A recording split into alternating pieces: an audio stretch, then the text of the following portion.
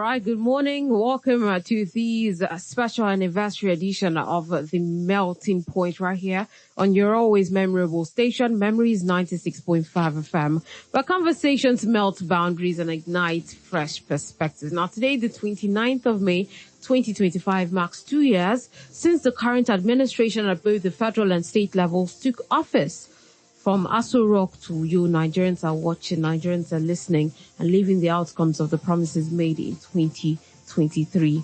President Bola Ahmed Tinubu in his national broadcast this morning spoke boldly of economic reforms, security upgrades, tax restructuring, renewed hope. But how much of this hope has truly reached the everyday Nigerian? Meanwhile, here in Akwa Ibom State, Governor Moeno has pursued a people-centered governance agenda, prioritizing rural development, agriculture, and human capital investments. Well, how are these efforts translating into impact? My name is Sharon Mando. Once again, welcome to the Melting Point. And I'm being joined to help us, joined in the studio to help us unpack the promises, the policies, and the progress by a political and public affairs analyst who is also the founder and president of Open Forum. He will help us separate rhetoric from results. I'm talking about Citizen Matthew Kofi O'Connor. Good morning to you, Citizen. Thank you very much, Sharon. Good morning. I'm happy to be here on this very important day in the life of Akwa Ibomites and Nigerians. Yeah. And good morning to our listeners. Good morning and welcome. Thank you very much. All right, before I go straight into the question, there were certain things that the president, I don't know if you've seen you've seen the details of his speech. You know, there are certain things that were drawn out. And I'm just going to list that for, if you have seen that, I mean, for the benefit of the listener. Over 900,000 beneficiaries of presidential loan and grant scheme, over 300,000 beneficiaries of students loan scheme, over $10 billion of forex debt cleared, over 440 ongoing road projects, including over 2,700 kilometers of superhighways, 3.84% GDP growth in the fourth quarter of 2024, highest in 3 years, 70,000 naira minimum wage payment, over 13,500 terrorists eliminated, over $50 billion in new FDI commitments, net foreign exchange reserves up from $3.99 billion in 2023 to $23.11 billion in 2024. He has also achieved over $8 billion in new oil and gas investments unlocked, 4 new landmark tax bills, 5 new regional development commission, over $800 million realized in processing investments in solid minerals in 2024. These are some of the achievements that have been wheeled out by the president. You also, the voice that you listened to, of course, before the introduction of the Melting Point was the governor's voice, Governor Moeno, who was talking about, saying he's not just going to reel out the achievements right now because the broadcast was a short one, but in the coming days, we'll hear from the Ministry of Information, but we can already know some of the things that have happened. I mean, we've been in the state, we have seen for ourselves some of the things that have happened in this administration. But to really put perspectives into all of that, Citizen, that's why we have brought you here. All right, so let's start with the president. The president claims that his economic reforms are working. He has cited easing inflation, increased rig count, improved revenue. But with many Nigerians still battling high food prices and fuel costs, do you really think that these economic achievements have genuinely trickled down to the average household? Or are we still stuck in top-level figures without street-level impact? We have to be alive. Reality tonight. I'm looking at the federal administration. One very famous writer, his name is Jamie Odowale, and he continued today a couple of times. In his appraisal of the administration of President Tinubu, he is lost when putting the promises that were made with the reality on ground, going by the renewed hope agenda, which there is actually a document That document is not a master plan. It is kind of just a personal manifesto listing things that are to be done.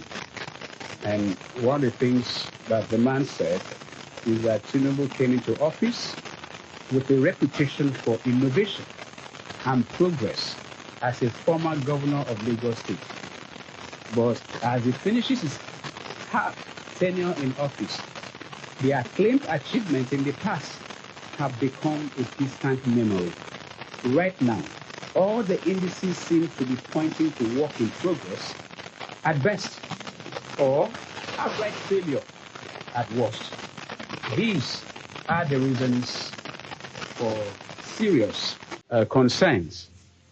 That is quoting the man, Dr. Dele Shobowale, and he made a further statement that I noticed that nothing is more dangerous than a convincing illusion. We're all matured. Between 2 years ago, very few persons have just grown to a level of new consciousness to say, oh, I didn't know when they were doing the campaign. I'm just getting conscious now.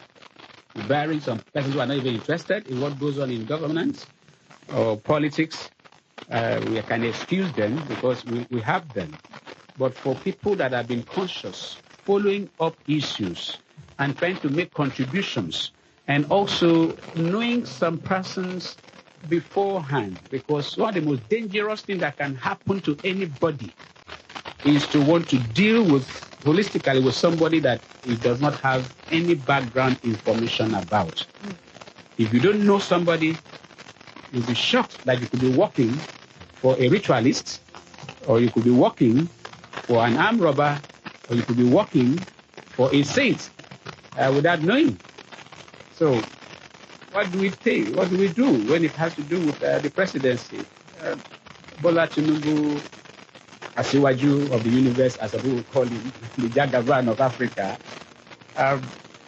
has an image, the image of the number one opposition leader in Nigeria of recent times. After Awolowo is the greatest thing to happen, but now, for me, he has beaten Awolowo's record to win because he knew to emerge as a president, something Awolowo was looking for just 24 hours. 2 years down the line, Asiwaju from the same region with Obafemi Awolowo, the late sage, is president. And the things that Awolowo did are still there with us. He's rubbing up on the West, which has to do with education and advancement, economic advancements, and being foresighted. Asiwaju is, or should I say, was a pro-democracy activist. From every indices, he almost died in the cause of it. But as we speak, politically speaking, talking about democratic ideals, it would be difficult to still want to place him as a pro-democracy activist because of certain actions and how he has been able to come this far democratically. Talking about the economy, we've talked about reforms, and I hear some persons talk about reforms, commending His Excellency for reforms. And I have said this on your program and on the program that I host and on any other program I have had to speak about that it is an error for a slogan to be termed a policy, for a mantra to be called a policy. A policy must have a roadmap. A policy must be thought through. And if a policy is not thought through and you want to sell it, it means the people who have to buy it must be very gullible, or they are psychopaths who know what they are doing, but they have to do it because their life depends on that. If you don't praise your boss, you will starve, and nobody wants to starve. Nobody wants to be hungry, and nobody wants to sleep against the tide. But for us who are running ideas banks, what we bring to the table is something we can defend before God and man. We will not be able to align ourselves with anybody who will commend His Excellency for wonderful policies that will take time to mature. Because even Asiwaju himself knows that there's something wrong.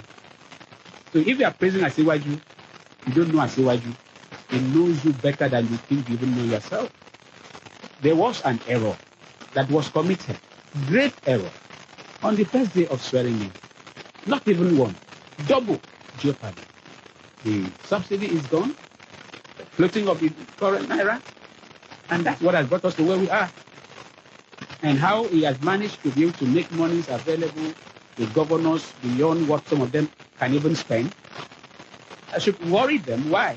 Because the same federal government that is giving so much money to the state and local governments is borrowing, like some people say, like there's no tomorrow. So what is really going on? Can't we think? Can't we help our leaders? How do we help our leaders? It's to go into the closet. Everybody cannot be doing jamborees of campaigns every day from day one of the election. Some people are on the road doing campaigns for second term or trying to sell themselves to be loved. What should others be doing? Sit down. What should we do to help our leaders? Analyze the policies, bring out ideas, and put it forward. Where you write and they refuse to read because some of them don't even read, or most of them don't read, you come to radio like this and talk. And you'll recall our first edition when we started Open Forum on radio on Memories FM here last year was to come out with the roadmap that Asiwaju gave to Jonathan in 2012 on how fuel subsidy or the subsidy regime in the fuel sector, petroleum and gas sector should be managed. And I keep saying there is no other master plan. But the same Asiwaju, I mean, somebody wrote it for him, he had his name on it, yes. But where is that person? Where are others? Now that we have raised it in public that Asiwaju has a 2012 document, January 8th, it's dated I think January 8th, 2012, on how fuel subsidy can be managed without putting Nigerians' lives in jeopardy. Or everything he prophesied, everything he said that will happen if subsidy is removed without planning has happened. But people are clapping. No. So, I hold a different view from those that say that the reforms is yielding results. I hold a different view. There is no reform going on. We are consolidating on an error that will never get us out of the woods. Until there is a stock taking and a re-engineering of our direction. I bet you, with the same consciousness that has created this problem, we will never get out of it. And so what do? Do some education and enlightenment. Anybody that has the boss, if you are unable to add value to your boss, like I see what you told Fashola needed to appoint somebody. He said, Fashola, who has been the godfather of Lagos politics, asked Fashola, is the person better than you? Very important question.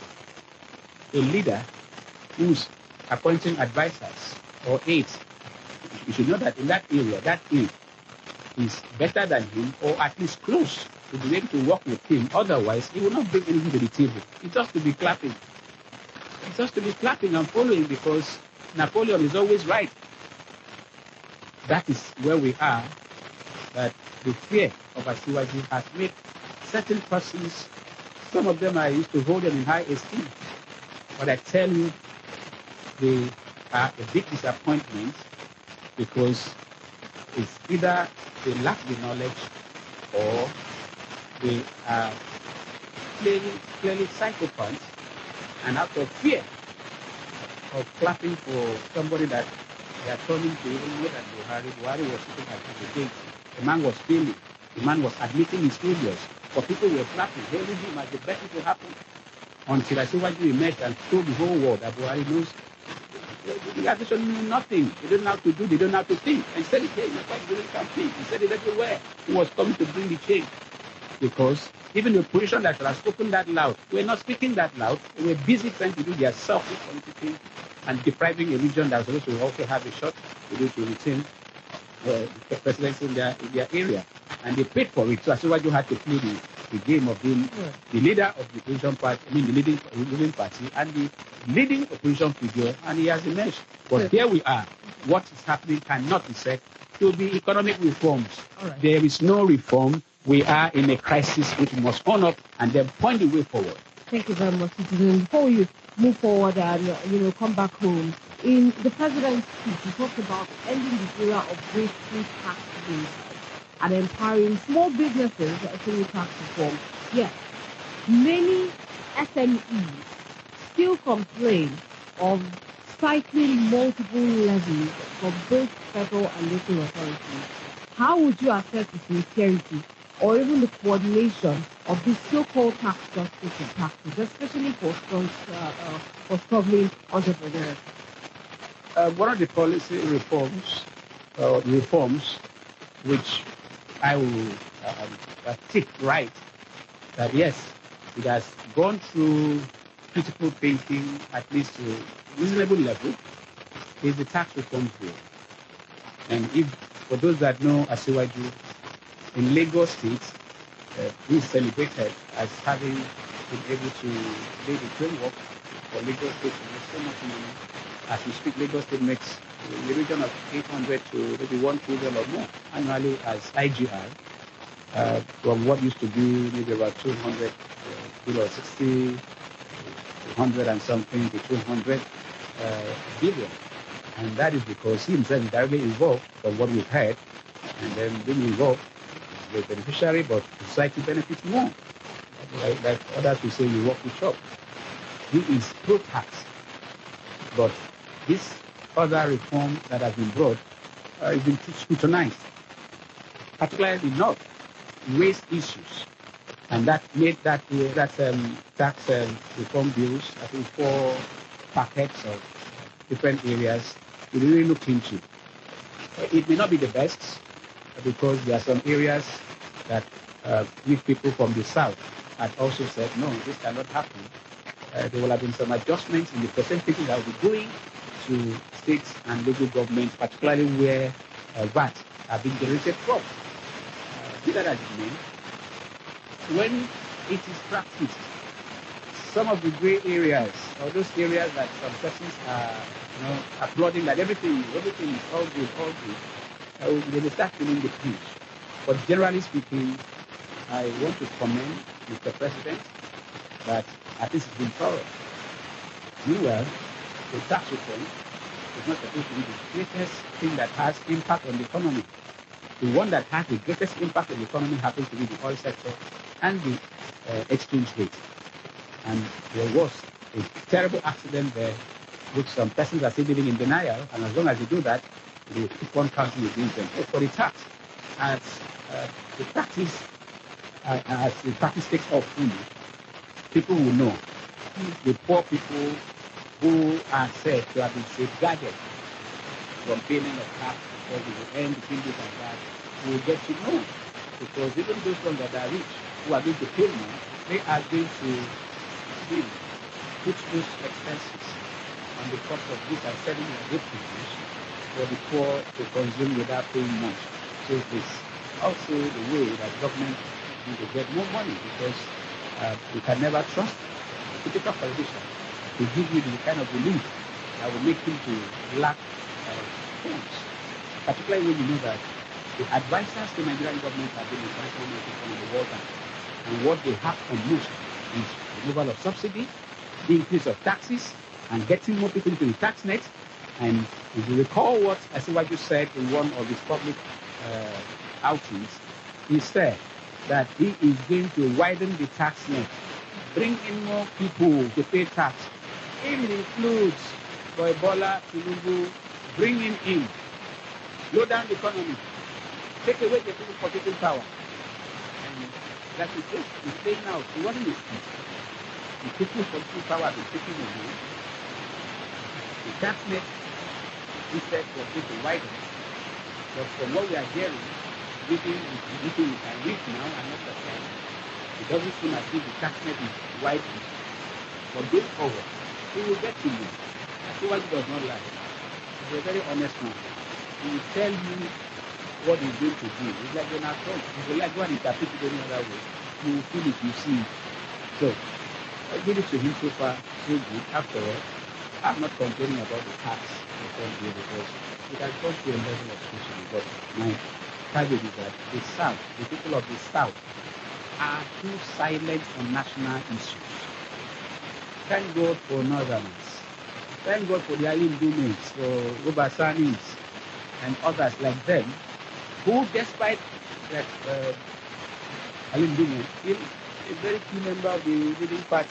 He plays the greatest opposition politics as a member of the ruling party.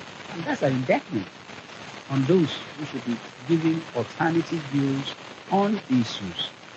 So far, let's see how it's going to be implemented, because I think it's been passed by the harmonized for the president to the harmonized thing between the the Senate and the House of Reps has been done. So we are waiting to see how it's going to be practiced. And everything is subject to reform, but amendment. But amendment is not easy. But all the same, let's see how that goes. So kudos to Asiwaju Bola Tinubu for being thorough over that very task. Thank you very much. Let's come back to him.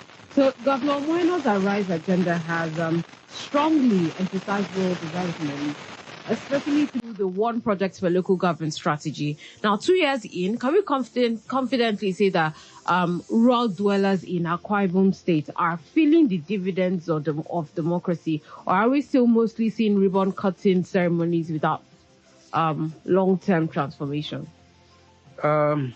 Omoeno is a very peculiar leader, peculiar in the sense that the way he emerged was very controversial, because his predecessor, who he calls his father, did not live up to expectation of a number of persons because of definite things that can be pointed at. But Omoeno came in, and despite his hyping the immediate past administration and even naming two very important edifices what do you call his name now? Deacon Emmanuel. You talk about the 21-story building, and you talk about the major entrance from the airport road, named after him. Very rare to have such honor. But if he was to use the same style of his predecessor, he will have had a terrible backlash beyond measure. Why? Being in touch with the people, being responsive to cries. When citizens cry, it is the position of the leader to say, what can I do for you? So the crying goes beyond the lack of development at the grassroots. It's not automatic. No single administration will be able to do something and will say that, oh, the state has been transformed. After all, we don't have a master plan, which Open Forum has been clamoring for. Akwa Ibom doesn't have a long-term master plan. All we have are just political slogans. Some of them ends as slogans. Some of them, they will end up, even the owner of the slogan does not even believe in the slogan. Now, with the Arise agenda, Omoeno had something that we can call a roadmap or a guide for him, being the Arise blueprint. It is not a master plan still, but it is a good guide. And people were brought from far and near to put up that ideas. And the Arise agenda is just an acronym, even though it sounds like it means the same Dakada as his predecessor, but it's now been put in the English format. You look at rural development. What do we call rural development? If you don't cause people not to want to leave their rural areas to the city, there's no rural development. And what will you do? You talk about power. You must give them power so that the welder in the village, the barber, the hairdresser, the dry cleaners, and others like that can, ply their trades without wanting to come to the city. And they can also have the ear of government without having to come to you. So one of the things he did, which I would want to rather put into rural development, is the appointment of PAs. It has never happened. We used to advocate for local government PAs to Governor Udom, so that beyond having a local government system, which most of the people there are just there is my turn and all of that, the governor should have his replica who will be feeding him with whatever is going on there. But Omoeno went extreme by appointing PAs in all the wards. The only thing I have against that is that he gave the stakeholders opportunity to nominate whoever they want. I know these stakeholders, a number of them are not just stakeholders, they are stakeholders. They are holding something to eat, not something to contribute. And so they appoint people that the governor doesn't even know. He may not even vouch for their integrity or their capacity to even communicate or write or articulate. Yes, they are there. We have to work with what you see. I don't complain about work tools because I know I can use anything, I can use anybody to get results. So one of the greatest achievements in rural development is that the governor is in every ward of Akwa Ibom State. And if the governor is there, there are some wards that is a single village. There are some wards that are just 2 villages. I know there are some wards that have as many as 20-something villages, like in Ekono, 14, 15. Maybe at least. But the governor's presence is there.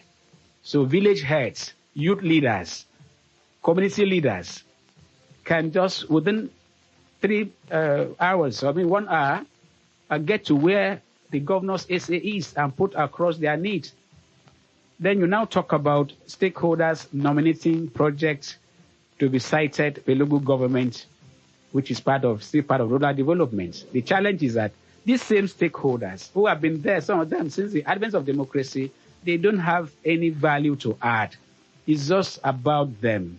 So some of them will still pick projects and put where they don't need the projects, but because the rural people don't have a say, and they are afraid, if you go against this man, you'll be finished. They won't call you for a meeting. If they call that they share anything, they won't give you. So recycling people who are largely unproductive will never aid the rural development agenda. Now, what do? Most of the projects that we talk about that have been cited in rural development, Sharon, are you aware that under normal circumstances, there are projects to be implemented by local governments? This hospital projects, what name do they call it? It's under local government purview. These primary schools, they are under local government purview. Market. So if the state government has taken over the responsibilities of the local government, like I think yesterday, the governor commissioned the residents of the chairman of Eket local government area. I want to believe that building was built by the state government. For a local government chairman, none of them goes back home every month with less than 300 million naira. Between 200 and something to 300 to 400, over 400 million naira. Excluding other intervention funds that may come once in a while. And then you find a local government administration, the highest that some of them do, year in, year out, is renovation of the local government secretariat. So we need to harmonize these things. So it's not just enough that the governor is doing so much. He's doing so much because there's failure at a particular level of administration that should be directly involved with local government system. And there is a Ministry of Rural Development, which I have advocated that it should be merged with the Ministry of Local Government. Now, since local governments are supposed to be autonomous, which even the federal government has shied away from the Supreme Court judgments in order to please possibly state governors that cannot do without local government funds, local government ministry should not exist. It should be Ministry of Rural Development. So now since it exists, merge the ministry and make sure rural development is having the funding and doing what they are supposed to do and not ascribing everything to the governor. If it's not the governor, nothing else happens. That is an area we have raised alarm long ago, that what we have observed is that without Governor Moino, nothing actually goes on. No, it's not. It shouldn't be. Even under Akpabio, there were projects done that ran into maybe billions that he never commissioned. They were commissioned by even the body doing it. He wouldn't go there because there were mega other things to be done. But here we are. Last administration, we saw the deputy governor go to commission a toilet that was built and donated to a local government council. I think somewhere in the back or so, one of the Yanang local government areas. Because local government council could not build toilet for the staff. Are we okay? So, rural development, rural roads, very important. The governor is doing wonderfully well there. But the grading of roads, how many roads have been tarred in rural areas? How many kilometers of road are we tarring? Unlike the other administration, they will tell you 1,700 roads, 1,700 roads, and it goes, they come down 1,200, and they will come down like that because they were just hyping. But there is a rural road infrastructure agency, which also is in line with the federal government policy. If they are well tailored, the ministries and all the agencies will make these things happening without doing as if it's not the governor, nothing will happen. It's not the best. People are too civilized for certain things that are happening. And because some persons who should be able to bring some ideas to His Excellency would never want to do it because they themselves didn't know. That is why we have strongly recommended on this very station, on our program, that His Excellency should have a situation room, a private think tank. They don't have to be known, so that policies, ideas will be analyzed, and then he'll be able to run with it without necessarily doing things that are overhyped. But be that as it may, it is work in progress. It's just 2 years. So I would say His Excellency has done well. All right, thank you. To the extent that we've seen so far. All right, thank you. Yeah. Before we move to the next question, let's open the phone lines now. I already said on today's papers, I'd like this conversation to continue. I'd like us to air our thoughts on how the president, how the governor, how the executive in general, his cabinet members, their cabinet members have performed so far. 0803 085 7755.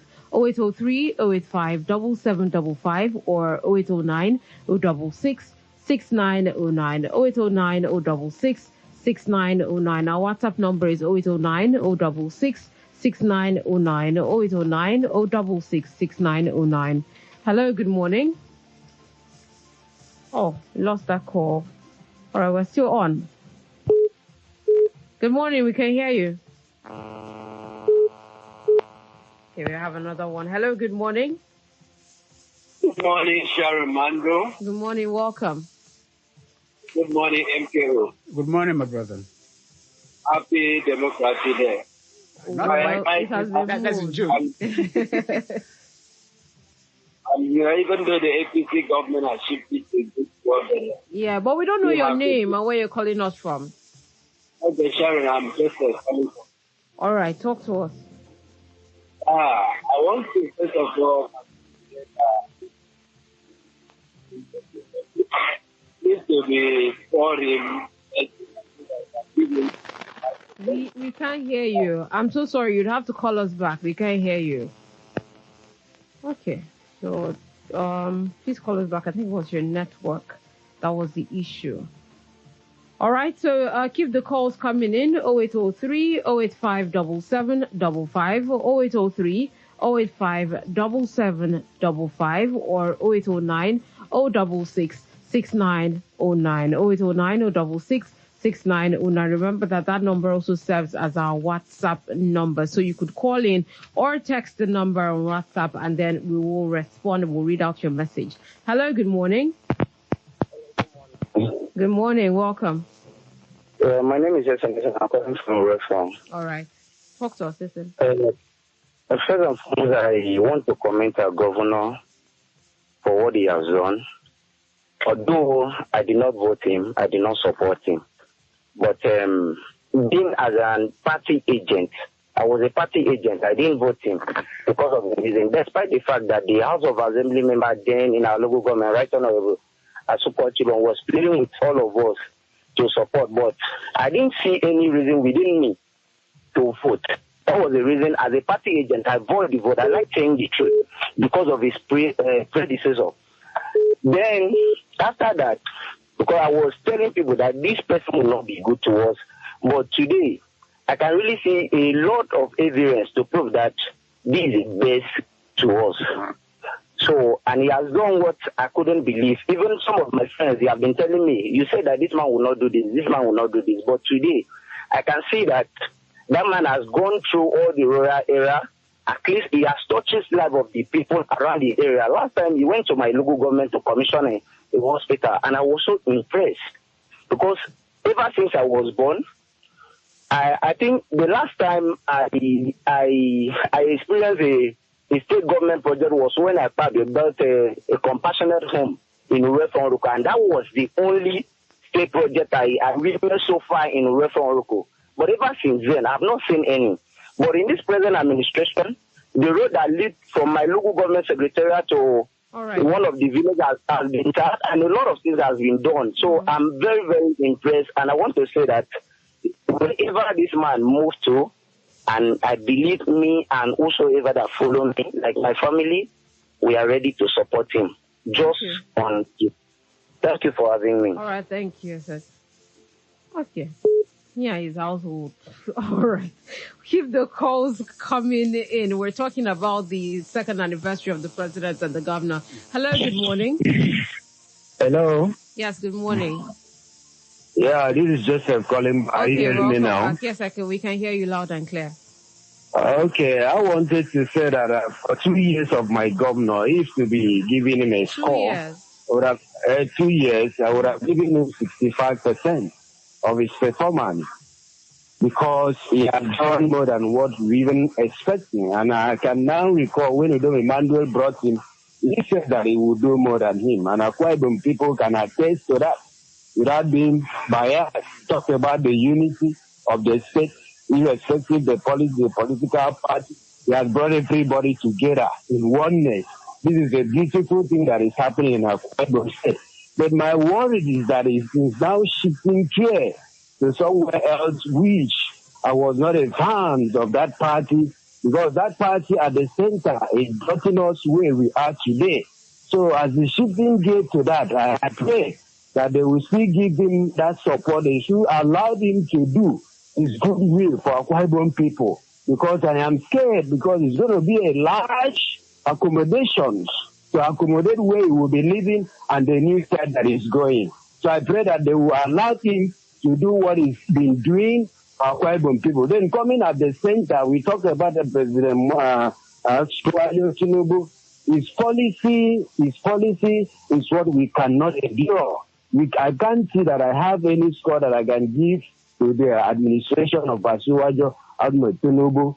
The policy that he has brought is not helping Nigeria. Hunger is too much. I thought that it's renewable agenda that is going to take away what President Muhammad Buhari did, that is going to do a different thing that will bring succor to the table of Nigeria. That is now coming to even bury Nigeria because Buhari was killing, but it's now buried Nigeria that we cannot have a food on our table again because of his policy. So going forward, I want to plead that having seen the cry and the tears of Nigeria, he should reverse some of his policies that will be able to bring food on the table of Nigeria. If you continue like this, even though all these defections that we are seeing, I think that the people will take their stand coming 2027 because it is the people that put leaders into office. It's not a few people. That's my take this morning. Thank you for having me. Thank you so much for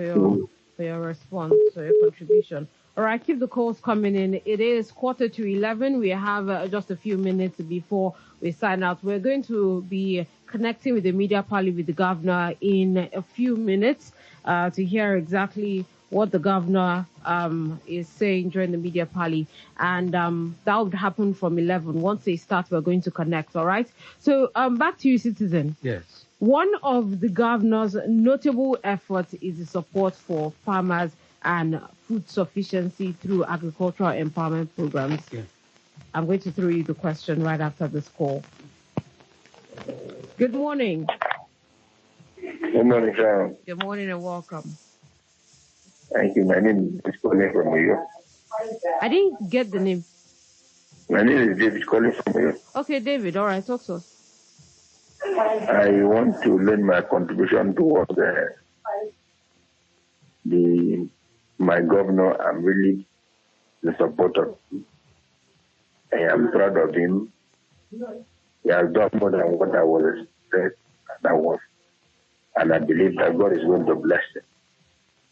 And as the last caller said, my problem is moving to other party because that party I'm not comfortable with them. Because I say the company, you keep telling who you are in life. The intent of the government. From now, the chairman, during the mandate, they say not give me the money. And this man has as much as we give them. But what are they doing with the money? Nothing.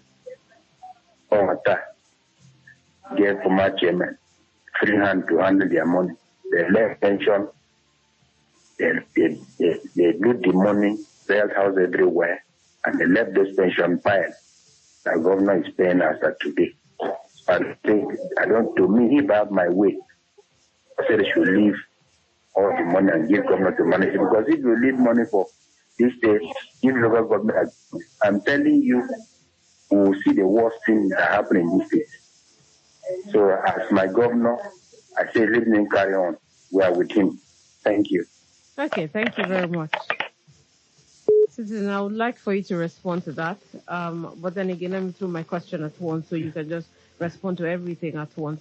The rising cost of living, given the rising cost of living in this country, how much of the governor's initiative to support farmers and food sufficiency, how much has he helped? How much is he helping to reduce the dependency on imported food? Yeah, a very quick one. It's not the first time I'm going to say this. Mm-hmm. When I hear some media aides or government persons talking about agricultural revolution, I doubt that they know what a revolution is all about.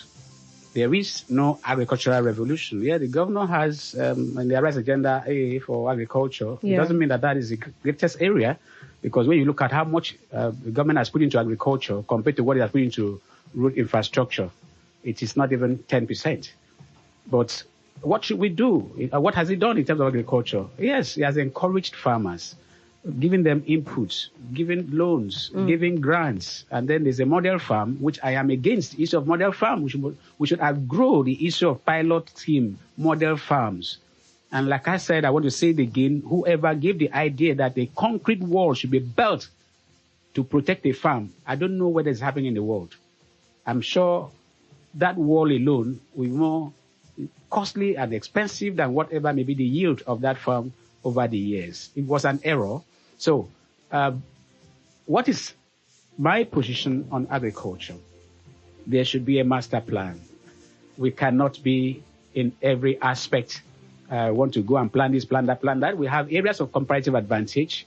And then we need to, like I think I've heard, governor wants to resuscitate the greenhouse farming, which was being used for show by the previous administration. It was failing, but they were still using it for show because a number of persons are seen as being gullible. Yes, we can produce. I plant. We've not bought Gary for some time. The little farm that we have, we do it conscientiously. There was then even our okra, we had to be giving out to neighbors. So individuals are buying into at least planting, doing something, no matter how small their space is. Even now we are planting yam in bags. That is never enough for the food consumed in Akwa Ibom. We don't even know our population, though. Yeah, we say we're getting 7.9 million or thereabout, but how many people are resident in Akwa Ibom State? I bet you we don't have the data. So much food is being consumed here. And when you are dealing with the market people, you know that the food comes in. Even when the last administration were telling us that everything that we are eating during this is from here, that was purely misleading. We are still buying food from outside. So, agriculture sector, can we go into a revolution in the area of palm produce, which has been our greatest strength from years? Singapore, Malaysia came and got the seedlings from here, and now they are leading the world. Can Akwa Ibom be known for that? Since the coconut plantation has failed, and those that will have accepted what we said earlier, that is a failed project, refused to, and now the reality has dawned, we can't be doing experiment. Just hold that thought, citizen. Yes. Let's take the call. Hello, good morning. Yeah, good morning. Distinguished Queen of the Airways. Thank you. Good morning. And your panel is there. Good morning. Yeah, this is Bob Godwin. All right, talk to us. For me, I want to commend our governor for the 2 years anniversary today, both the federal and the state.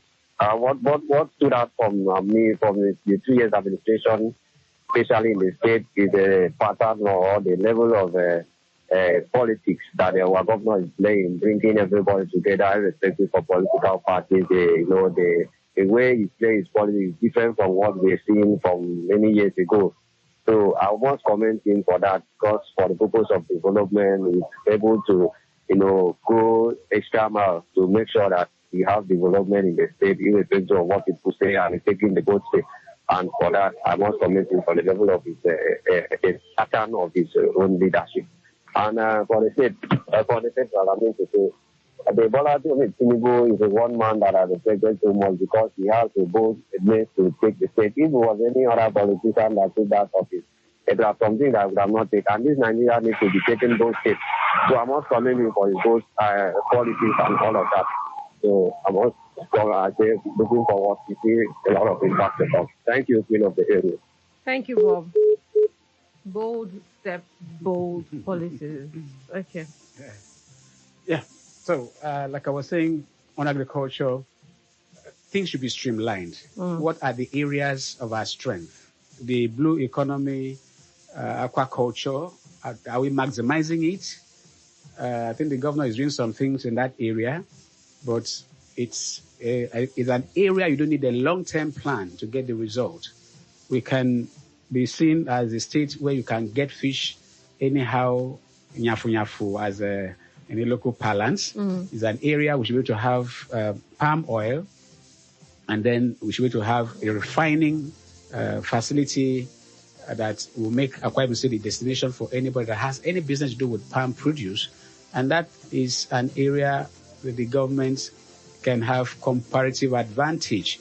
The other aspects of cassava and rice production, yes. What is happening in the local government? The much hype about the rice farm and processing mill. Was it true? Some people say it was a lie. And even while the thing was going on, Ini is one local government area that should be seen as a food basket. Orowanam has vast land, and it can be transformed into an agri base. Other local government areas, you look at what they can do and do it in a mechanized way. All this ad hoc, giving some persons money for agriculture that may never end up being put into farming. Some of them will just go and buy machine, and a typical machine I'm told it's about 1 point something million now. Those are good to buy keke. I learned keke is in the region of 2 point something to 3 point something million, if not 4 million. So, and how much are these people being given? Maybe 250,000, 500,000 will be so much. And even when the governor was is currently doing the town hall, what they call it, town square meetings in various constituencies, and they print out lists of beneficiaries of those empowerment programs, which a number of them has to do with the agricultural sector. Would you believe that supposed stakeholders, politically exposed persons, holding very high offices, put their names, put their children's names, and get these monies, which are about the highest, 1,500,000, to their own shame, because those documents are there with their account, with their details. So there's something wrong in the agricultural sector, which has to be looked into, and I want to advise. When media aides or those that speak about agriculture talk about agriculture in the state, they do not use the word revolution. There's no revolution ongoing. It's an effort we need to encourage until we see the revolution, which will have to do with, say, this area. The only place you can get it is Akwa Ibom. We are not there yet. Thank you very much, Citizen. There you have it. As we reflect on the second anniversary of both our president and the governor, it's clear that leadership is not just about plans on paper, but actually people in places. The numbers may be improving, but until the average citizen can feel it in their pockets, in their kitchen, in peace of mind, the job remains unfinished. So thank you once again to our guest, Citizen Matthew Kofi Okono, for the insights. Thank you very much. And thank you to our dear listener for being a part of this important conversation. Now, I want you to remember that democracy thrives not just when leaders speak, but when citizens ask questions. So until next time, keep the fire of inquiry burning and never stop believing in a better Nigeria. My name is Sharon Mando, and this has been The Melting Point. God bless Nigeria.